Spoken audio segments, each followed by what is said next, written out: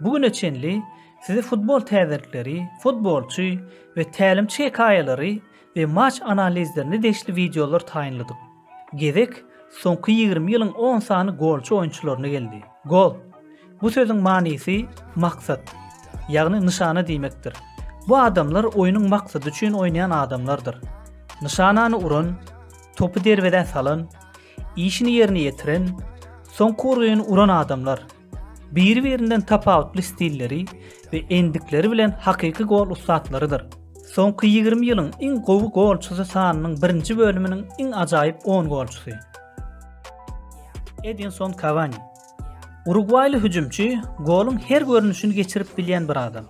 Cavani köplenç soňky urgyny uran wagty däl, topu ilkinji garşylanda atýar. Ýekije kontrol we izinden gelen ýekije gol urgusy.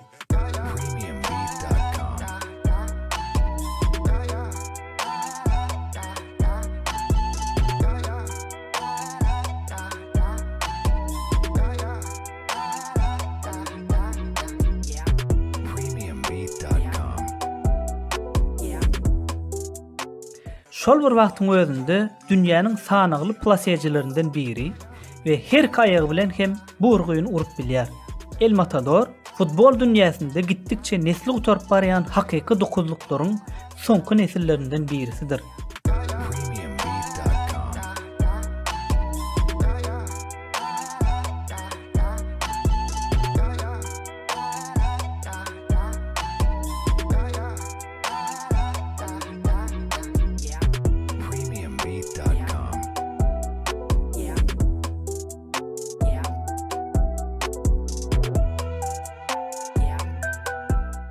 David Villa. İspaniýaly golçy, itiş kakışçy, göreşçi hüjümçi görnüşinde däldi, gaýtan tersini. Esasan hem Valencia'da günlerinde düşmanlary bilen az garşylaşýan, olaryň gözünden uzak kalyp karierini guran, özüni unutturmakda hakyky ustat bir oýunçy. Gata akylly bir oýunçydy David Villa. Maç boýunça offside taktigi bilen oýnaýan garşydaş gorawçylaryny muňa puşman etmek üçin oýnardy. Ýanynda uzun boýly, fizik taýdan güýçlü hüjümçiler bilen oýnan wagty durdurulmaz ýagdaýa gelerdi. Sebäbi merkez meşgul eden bir ýoldaşy bolan wagty out çylgysyna çenli ylgawy bolar, o ýerden ok ýaly hereketlener, ylgady gyýtak ylgawy we ukyýy bilen birden derwedewandar bilen bir-biri galardy. Villany goramak oýunçylary ýadydardy. Bir seredersiňiz bilin meýdançyda ýok ýaly, bir seredersiňizem bilin salyn golunu kutlamaga başlandyr. Bir de oňa garşydaş bolandyňyz pikir edin. El aýagyna sygmaýan, gaharyň getirin, gaçy urşýan bir boksýor ýaly, esasen hem Barsada oňa assist yapan ajaýyp pasçylara berdi görgüni köplenç. Emma hemişe gözden gaçan hakykat şudur: pas bermek ýaly, ol pas almak da wajypdyr. Gaýtadan seredin we siz karar berin. Villa gol atdyran olarmy ýa-da olary assist yapdyran Villamy? Men entek hem biraz arada galýarym.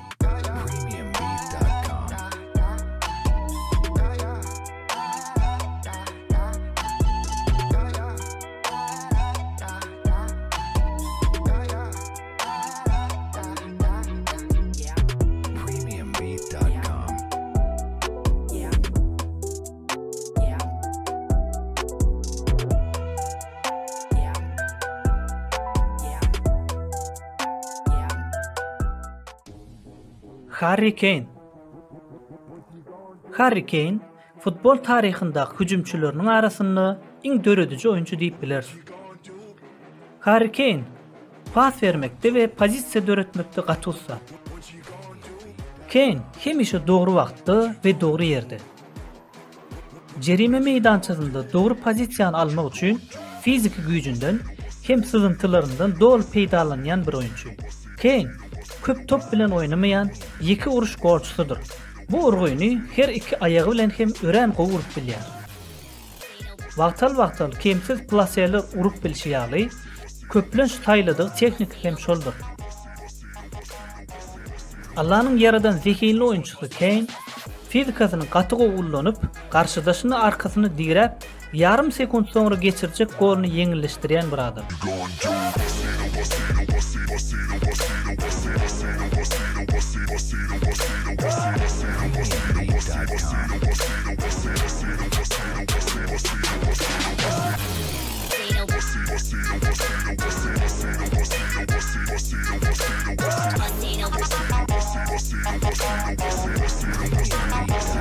Wayne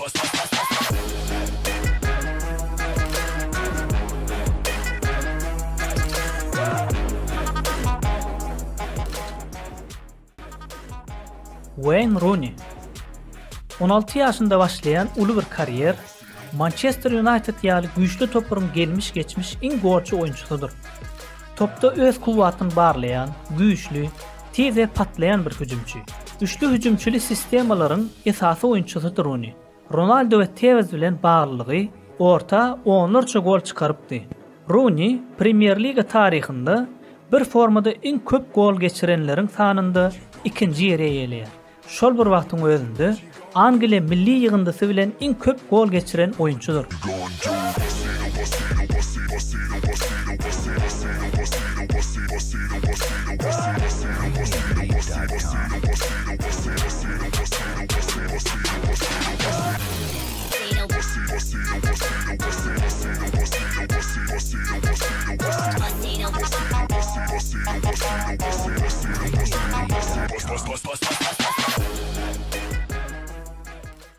Didier Drogba. Yeri gelende çöregini daşdan çıkaran oyuncu Drogba'nın ähli golunda diýen ýaly bir itiş kakış, bir görüş, bir yer kazanma sebäbi bardyr. Ajaýyp fiziki güýjüni ören go ullanan, garşydaş gorawçylaryň ýadydan we ýykan bir stili bardy bu adamyň. Oýunyň düzgünlüğini bozman, garşydaş gorawçylaryny ýenjerdi. Hem fiziki, hem psihiki taýdan olara baskı ederdi. Kuwa toplar temasında tarihin iň gowlaryndan birisidir. Şeýle bir güýçli, şeýle bir gazaply urgular rortubelin derwedawanlar üçin edil gorkulu düş ýalydy. Gol geçirmek üçin hemişe açdy Drogba. Bu topurjan oyun karakterini ähli oynan toparlarynyň içine ýaýratmagy hem başarypdy. Ýene onuň ýaly kuwatly, onuň ýaly höwesli bir oyunçy görüp bilersmi? Hiç ynamym ýok.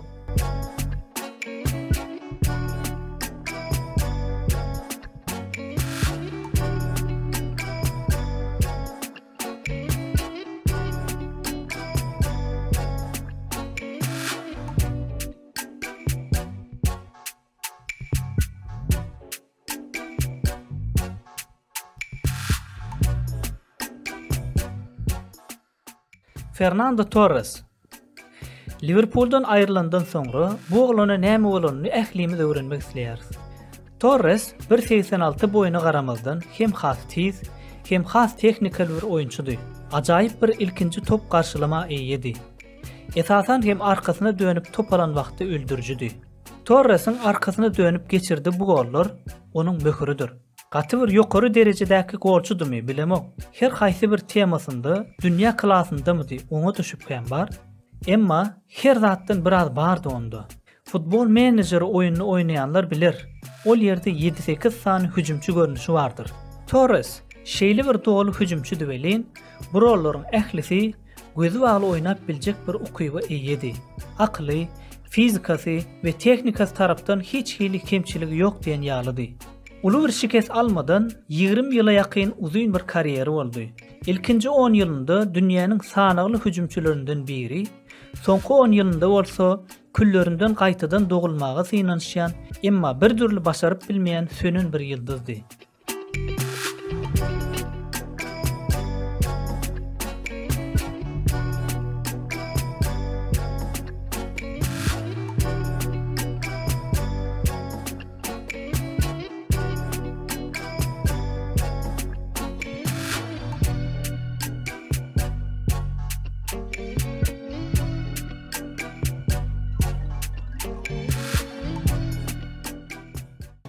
Radamel Falcao. Falcao mekir gollar salmakda güýçli bir futbolçudur.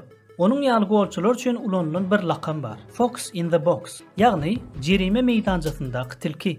Sebäbi onuň işi we onuň ustatlygy jerime meýdançasynda bir öňe, bir ýyzy ylgap, sekunddan hem has gysga wagtda garşydaşyndan has tiz pozisiýany ele almakdyr.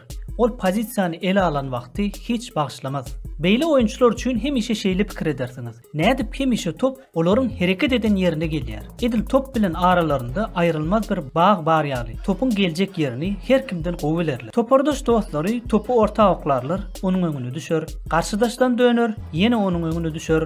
Derwezeçiden gaýdar. Falcao ýene ol ýerdedir. Falcao'nun beýlekilerden tapawdy. Kıyın pozisiyalardan hatta gol olma mümkün bolmayan pozisiyalardan hem gol geçirip bilen bir aýratynlygydyr. Sebäbi kariyer boýunça etdiği türgünleşikler, öz üstünde işlediği ugurlar, munyň üstüne rahat görünenini seretmän, goluň ýetini alan wagty gözüne başga dat görünmeýän bir wagşydyr.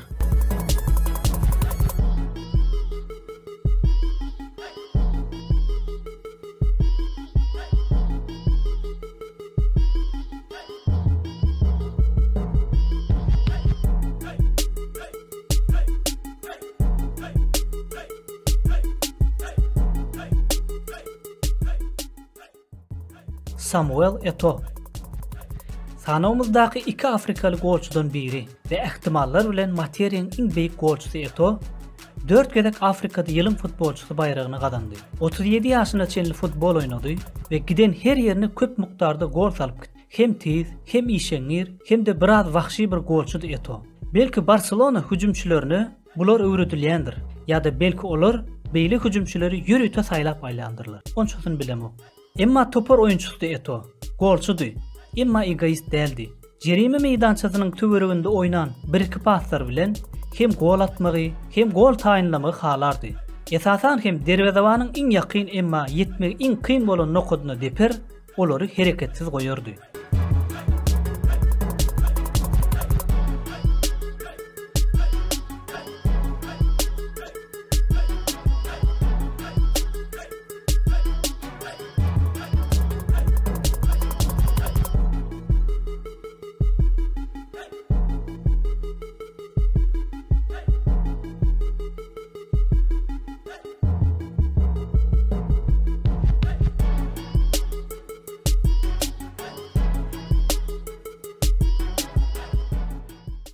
Gabriel Batistuta.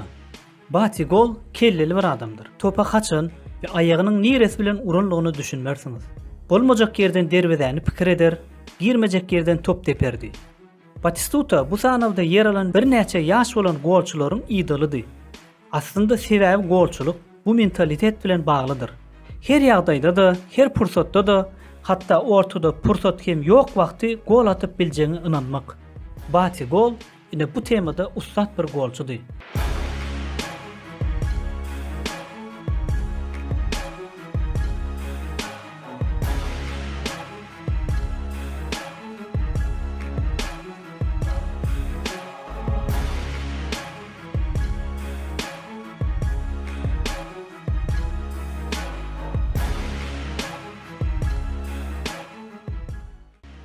Raul Gonzalez.